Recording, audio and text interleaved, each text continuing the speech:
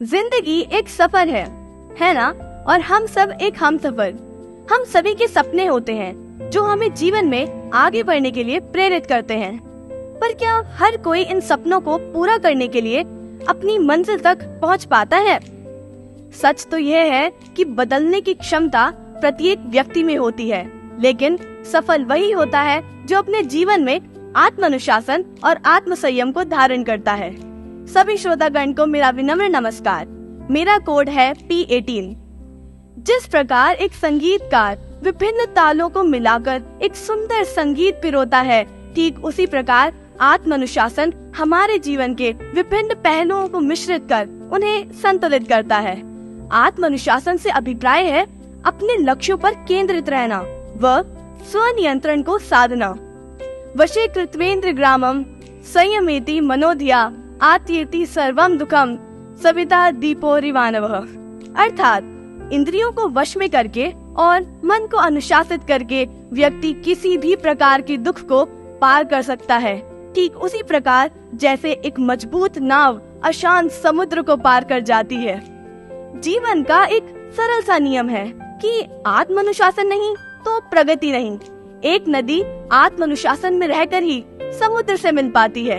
एक बेल आत्मानुशासन में रहकर ही वृक्ष की ऊंचाइयों को छू पाती है और आत्मानुशासन में रहकर ही वायु फूलों की खुशबू को स्वयं में समेटकर खुद सुगंधित हो पाती है। परंतु यदि पानी अनुशासनहीन हो तो वह बाढ़ बन जाता है, और यदि वायु अनुशासनहीन हो तो वह आंधी का रूप ले लेती है। आत्मानुशासन हमें अपने विचारों और व्यवहारों को विवेकपूर्ण नियंत्रण रखते हुए परिस्थितियों के अनुसार परस्पर सजनता का भाव रखना सिखाता है। उसे पाने का एक प्रशस्त साधन है और वह ये है आत्मज्ञान। आत्मज्ञान क्या होता है? आत्मज्ञान से तात्पर्य है अपने आप को जानना, अपनी सच्चाई को समझना और अपने उद्देश्य को पहचानना। वह एक ऐसा दर्पण है जो हमें हमारे चरित्र से अवगत कराता है। आत्मानुशासन से ही आत्मविश्वास पैदा होता है। आज हम सभी प्रतिभागी इस प्रतियोगिता में अपने विचार प्रस्तुत कर रहे हैं। यह हमारा आत्मविश्वास है, अर्थात विश्राम है जो हमारे आत्म अनुशासित स्वभाव को दर्शा रहा है। मन की हारे हार है, मन की जीते जीत, कबीर हरि पाइये मन की ही प्रतीत। निर्गुण भक्ति के उपासक कबीर दास जी ने भी कहा है कि यदि कोई व्यक्ति आत्म संयमित नहीं है और कार्य के पूर्ण होने से पहले ही हार मान ले तो वह अवश्य ही हार जाता है। किंतु यदि कोई व्यक्ति आत्मानुशासित और आत्म संयमित हो तो वह स्वयं पर विजयी पाने में सक्षम हो जाता है। इस संदर्भ से ज्ञात हो कि प्रत्येक व्यक्ति अपना उद्धार स्वयं कर सकता है। उसे किसी ब्रह्म साधन की आवश्यकता ही नहीं है।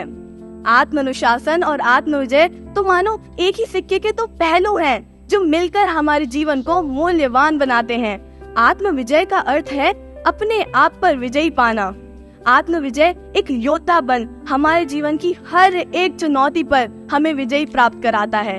जिस प्रकार एक धनुष तीर का साथ लिए सटीक निशाना लगाने में मदद करता है, ठीक उसी प्रकार आत्मानुशासन आत्मविजय को साथ लिए हमारे जीवन के हर एक लक्ष्य को साधने में सहायक साबित होता है।